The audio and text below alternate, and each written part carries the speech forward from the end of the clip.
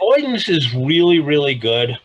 And I mean, that's part of the new book I'm writing on, which safety shouldn't be scary, or doesn't have to be scary, is recognize that crime and violence are a process.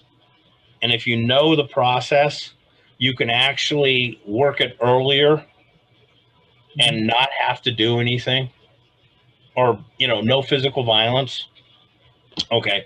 Some of the best stories I have that I'm most proud of are when I didn't engage in violence.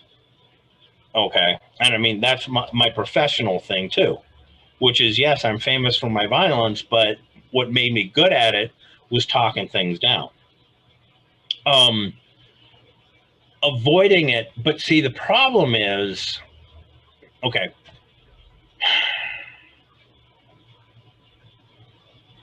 we did some testing and we figured out from the moment you come onto a bad guy's radar to when you're looking down the barrel of a gun is about a minute. Okay. You have 1 minute to get out. What? So you have 1 minute to sort of de-escalate or get out. Recognize what's going on, counter it, etc. And the closer you get to the end, the less options you have and the more violent they're going to have to be. Okay. Or you just say, I lost. Okay, got it. And the problem is people with their awareness, you must have situational awareness. Now, you may have noticed a little contempt there. Yeah, I picked up on that. Yeah, okay, good. The problem is,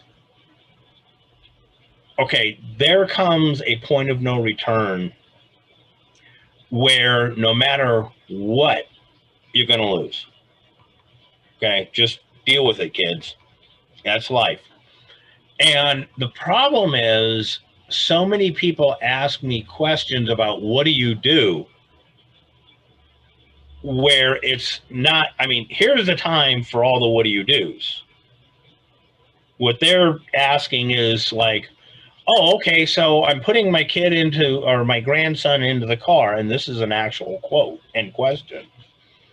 And I look up and somebody's got a gun on me. What do I do? You give them your money. Right? If it's a robbery, that's a type of violence. It's a resource predation. They're going to give you instructions how to avoid getting shot. Okay? You accept that you lost.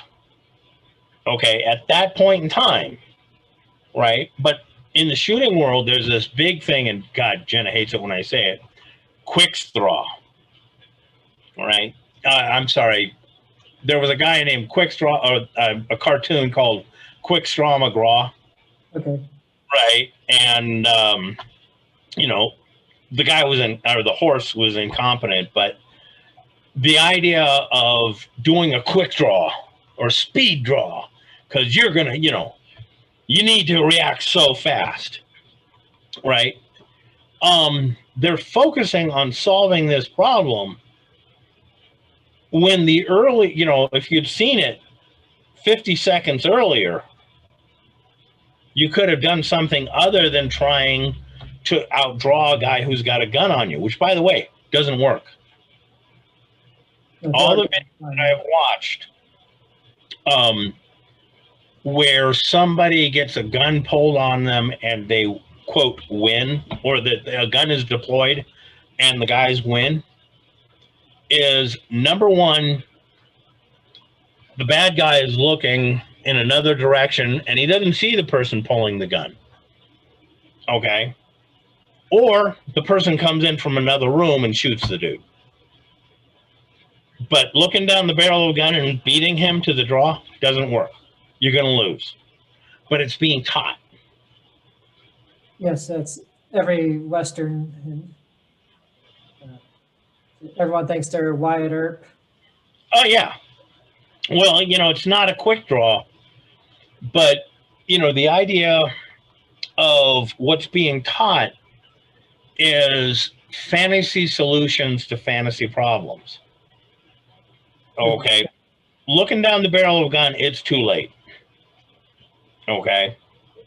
And, you know, the mindset that these people have of, well, I've seen it in the movies. You know, if I practice hard enough, I can get good. You ever heard of the dead man's 10? No. Old West term.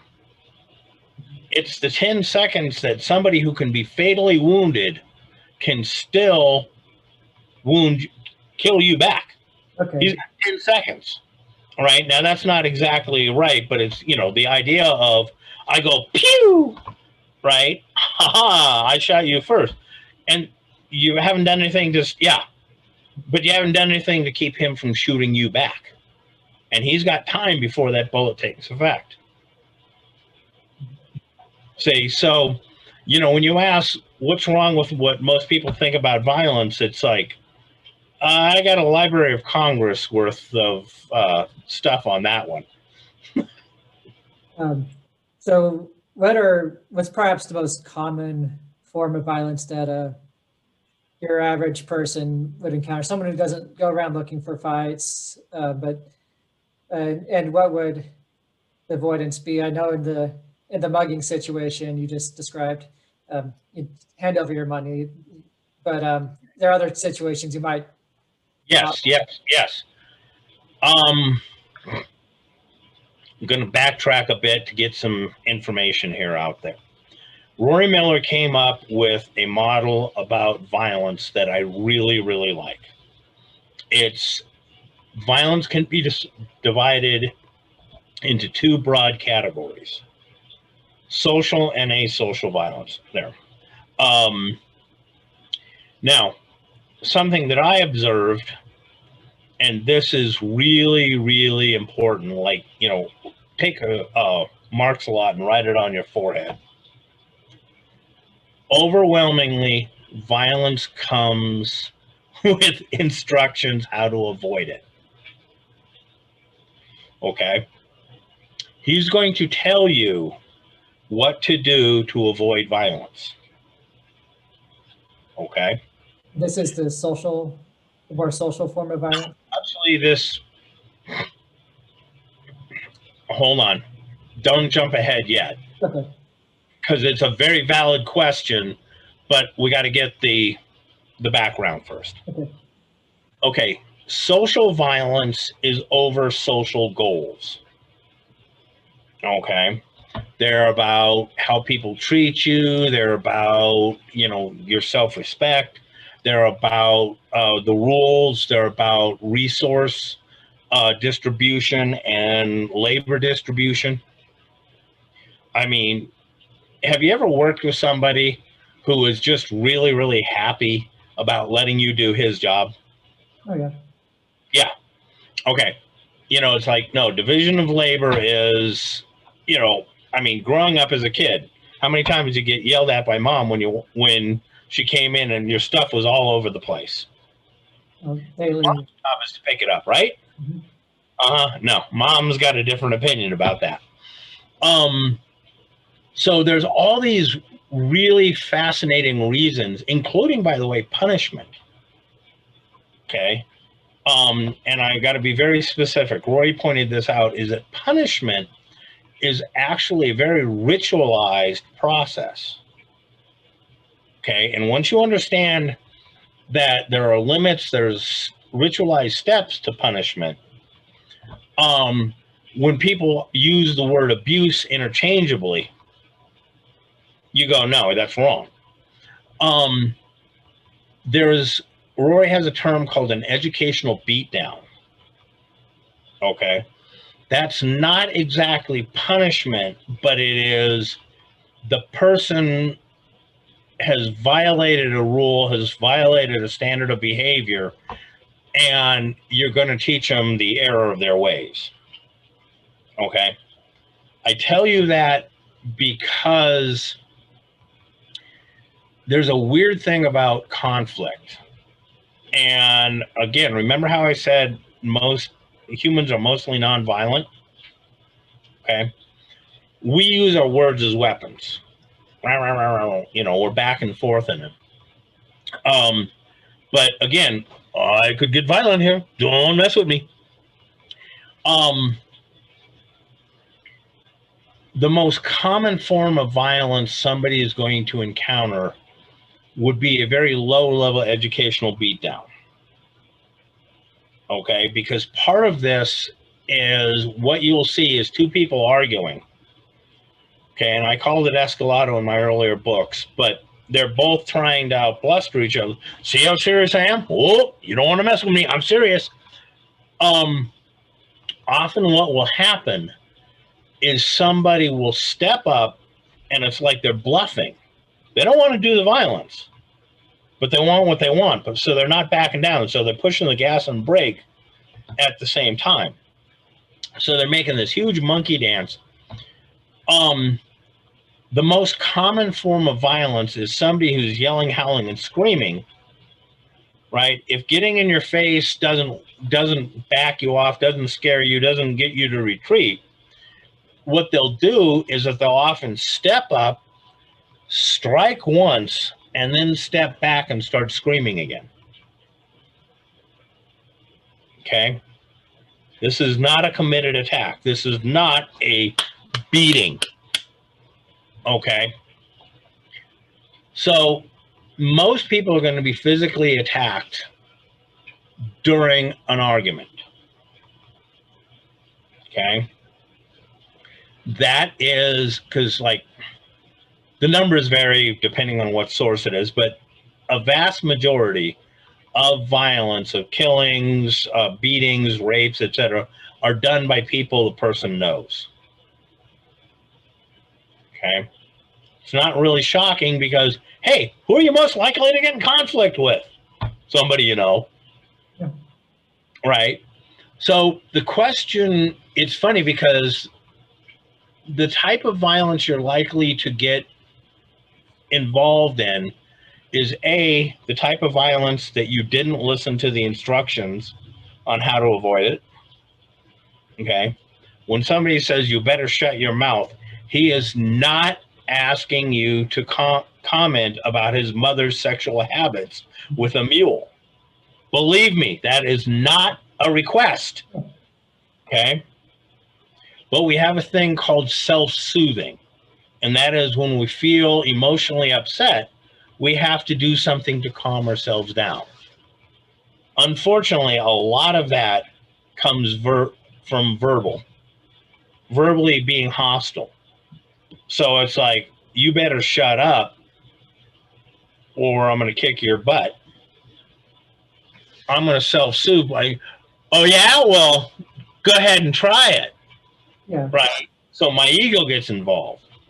So, you know, a short version of this is what's most likely?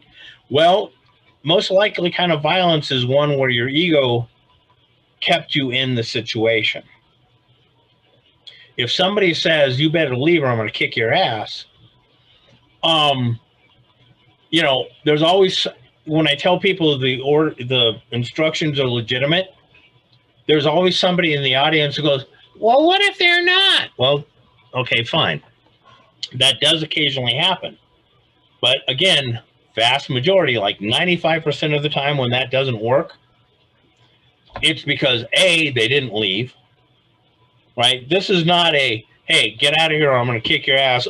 Give me 20 minutes to think about that, right? No. Staying there and arguing with the guy, that's not on the table. The other thing that is the wrong way to handle it is to watch, you know, it's like, well, okay, but I think you're a real dick and I'm going to call the cops, you know. And I mean, but I was leaving. Yeah, you were threatening to call the cops, right? So the most common kind of violence that you're going to find yourself in is the kind of violence that comes about because you were so dedicated that you had to win. You had to get the last word in. Right? Yeah, the last word. Yeah. Like I said, humans are generally like, if somebody, You walk into a biker bar, and one of the guys walks up and says, "You better leave."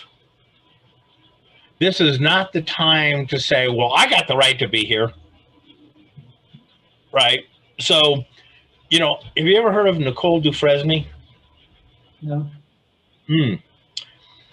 Nicole Dufresne, and she just got a part or something, and she and her friends were out celebrating. They ran into a gang. The guy had pistol whipped her boyfriend, said, "Give me your money," etc., and they got it. Well, Nicole had to self-soothe because the guy's still standing there, and she goes, "Well, you got what you wanted. What, you know, why don't you leave? What are you going to do now? Shoot us?" Why, yes. Yes, as a matter of fact. You know, the problem is most people do not have experience handling themselves under adrenaline. Now, if I could set up a time machine, go back and talk to Nicole Dufresne and ask her, would you ever be so stupid to say that to a guy who just pistol whipped your boyfriend, has a gun on you, you know? And she's like, no, that, you know, and she'd be insulted. But under adrenaline, that's what she did. Okay.